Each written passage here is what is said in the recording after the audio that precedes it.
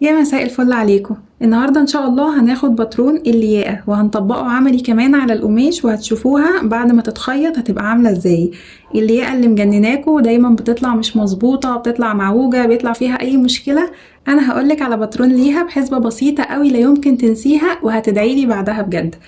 بس يا ريت قبل ما نبدا اللي لسه ما اشتركش في القناه يا ريت يشترك وتفعلوا زر الجرس عشان يوصلكوا كل الفيديوهات اللي انا بعملها.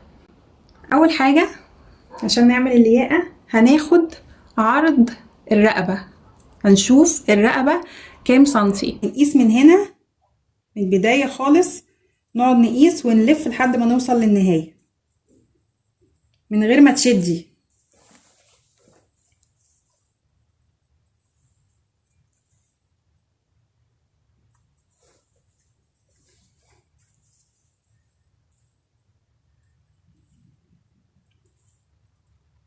تسعة واربعين عرض الياقة هيبقى 49. تمام كده الرقبة طلعت ب51 بعد ما عملنا حساب الخياطة. هنعمل ايه بقى؟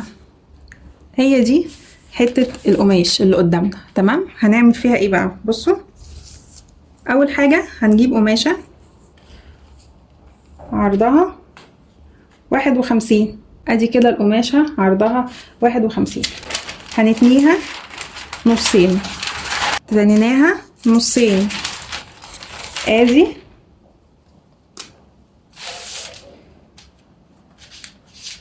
51 سنتي، تنيناها نصين. طبعا انتوا عارفين ان الياقة بتبقى جزئين، في الجزء اللي تحت وفي الجزء اللي فوق اللي بيبقى عامل 7 كده. احنا دلوقتي هنقص الجزء اللي تحت.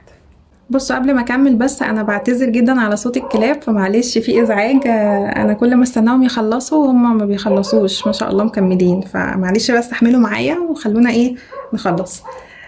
جبنا القماشة، تمام؟ عرض الياقة زي ما خدناها 51، قسمناها نصين. طول الياقة هيبقى قد ايه؟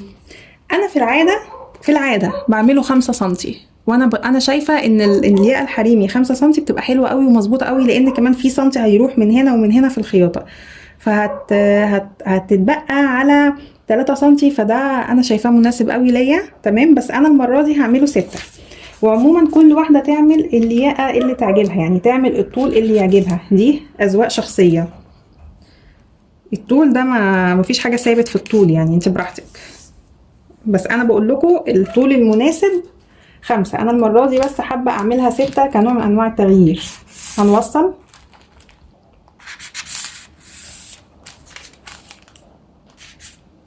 خلاص كده، احنا وصلنا. هنعمل ايه؟ بصي اعرفي كده، الياقة 1.5، يعني احفظيها، الياقة 1.5. هنعمل ايه؟ من هنا هنطلع، من هنا من الناحية المفتوحة هنطلع 1.5 وهنعلم، ومن هنا الناحية المقفولة هننزل 1.5 وهنعلم.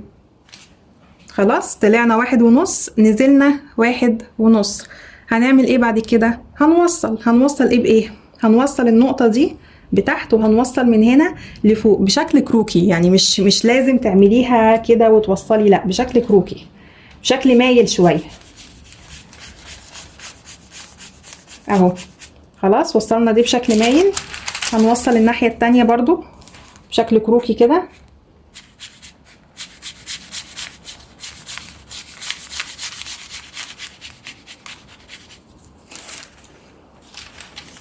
تمام، والجزء ده اللي بيبقى مايل، يعني الياقة، يعني هي خلاص هي كده الياقة خلصت، هي دي وهي دي، بس هنا الجزء اللي بيبقى فيه دوران وميل كده شوية، فهنعمل الدوران والميل ده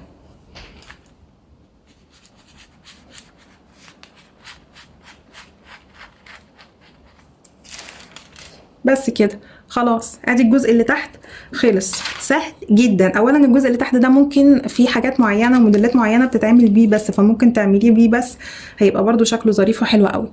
يلا نقص بقى نشوف هنقص ايه.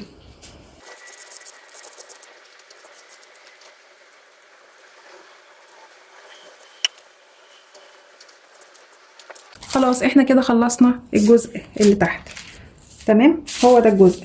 ودايما حاولي في النص هنا يا اما تعلمي بمارك يا اما تجيبي على القماش وتعملي قطعه في، بس يعني قطعه يعني 7 صغيرة كده خالص من هنا ومن هنا، عشان واحنا بنركبها على القماش هتفرق قوي معانا وهتظبط لنا الدنيا. خلاص هي دي الياقة، هو ده الشكل النهائي. تمام، تطلع مايلة من هنا كده وواخدة نص دايرة من هنا كده. عملنا الجزء اللي تحت، نيجي بقى على الجزء اللي فوق نسوي بس الورق ده عشان تطلع مظبوطة. الجزء اللي فوق بقى اللي فيه ال7 ده هنعمل ايه؟ عرضه هو نفس عرض الجزء اللي تحت اهو، نفس عرض الجزء اللي تحت. تمام. طيب طوله قد ايه؟ برضو نفس الحكاية، الطول اللي يناسبك والطول اللي يعجبك. انا هعمله 7، انا شايفة 7 بيبقى حلو قوي، لان لسه هيقل برضو زي ما قلتلك، بيقل سنتي ومن فوق وسنتي من تحت، ففي الاخر هتبقى 5، فهتبقى طول مناسب قوي. خلاص انا كده عملت 7. الحسابات دي انا حاسبه فيها الخياطه، يعني انا ما ينفعش اخد الحاجات وما احسبش الخياطه، هتطلع صغيره على الرقبه وهتبوظ منك، فلازم تعملي حساب الخياطه في اي حاجه بتعمليها. نوصل بقى كده. خلاص احنا رسمنا الياقه نفس العرض بتاع اللي تحت. تمام. الارتفاع بتاعها 7 سنتي، الطول 7. الجزء بقى المفتوح اللي هنا بقى هنعمل ايه؟ هنخش شويه. الشويه دول قد ايه؟ الشويه دول عرض المرد، هنشوف المرد بتاعنا قد ايه وهنخش عرض المرد. هنحسب عرض المرد بتاعنا كام، عملناه 2 سنتي، عملناه 3 سنتي، هنخش لجوه هنا قد الحبه دول. انا دخلت وعلمت هنا اهو، وهنوصل هنا بهنا.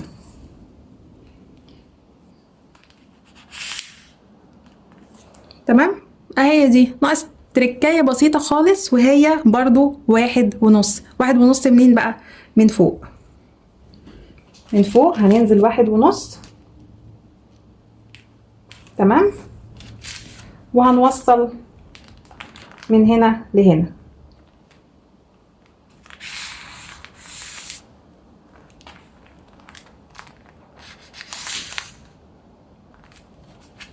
بس كده خلاص، كده الياقة خلصت. اظن اسهل من كده مفيش. احنا هنقص بقى، هنقص بعد ما نزلنا 1.5.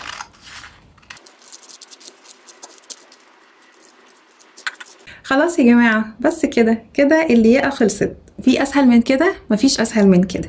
اللي تحت دي طلعنا 1.5 ونزلنا 1.5 ووصلنا. تمام.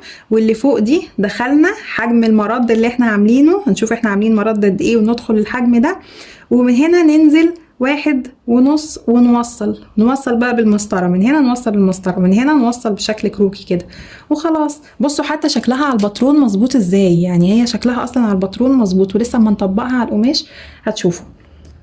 الياقة دي لازم تتعمل بفازلين. الياقة الاسورة بتاعت الكم اللي بيبقى فيها زراير الحاجات دي بتتعمل بفازلين، الفازلين الناعم، عشان تنشفها شوية، عشان لو اتعملت كده فيها قماشة بتبقى تقيلة ما بتحتاجش، لكن في حاجات تانية بتبقى خفيفة لازم تتعمل بفازلين. فانتوا تكووا عليها فازلين، بيتكوي، بتجيبوا فازلين تقصوا على قدها وتكووا. بس انا للاسف حاليا ما عنديش فازلين، فهضطر اعملها من غير فازلين. ده بنقص منه 2 وده بنقص منه 2. تمام. اول حاجة هنعملها بقى هنخيط ايه؟ هنخيط كده الجزء الكبير مش الصغير. الصغير ده اللي هيركب فيها، ملناش دعوه بده. هنخيط هنا هنا هنا، هنخيط ال3 دول وهنسيب اللي تحت ده مفتوح. هخيطها لكم وارجع لكم. ده العلامه اللي في النص، العلامه اللي طالعه دي النص، وهنا العلامه اللي نازله دي برضو اللي ايه، اللي في النص. هنعمل ايه؟ هنمسك الياقه نقلبها كده، هنحط العلامه دي على العلامه دي، والعلامه دي على العلامه دي. تمام، عشان هنخيطهم دلوقتي في بعض.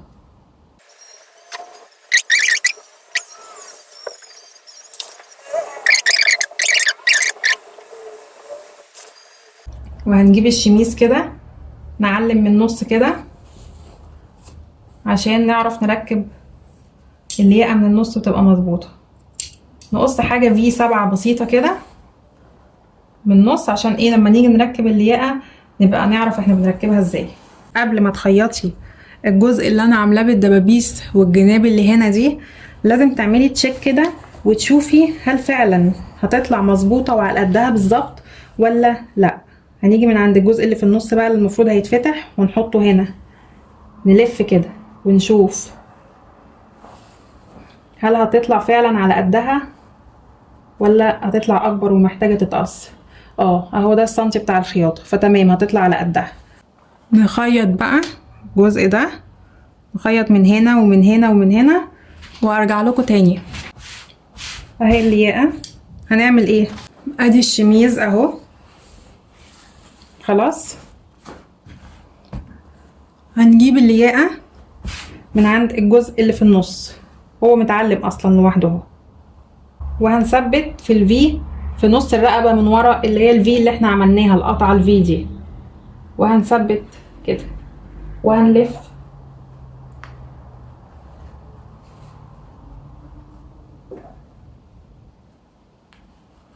اهو. هنقعد بقى نلف نلف نلف ونركب لحد الاخر ونخيطها. تمام كده احنا ثبتنا بدبابيس. هنخيط الجزء ده، خيطنا الجزء اللي تحت. هنيجي بقى عند الجزء ده، هنيجي من عند الطرف ده، بصوا هنتني لجوه ونتني الجزء ده برضو كده ونثبت بدبوس، والشكلها يبقى عامل ازاي. والجزء التاني نفس الحكايه، هنيجي الجزء اللي متني ده نتنيه وندخله لجوه، وده كمان نتنيه السنتي اللي احنا كنا سايبينه للخياطه. تمام. ونعمل كده بقى ايه في باقي الرقبه.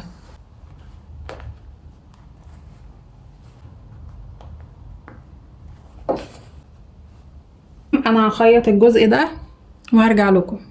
احنا كده خلصنا، ناقص بس ان احنا نركب الزراير. ده هيحتاج حوالي 4 زراير.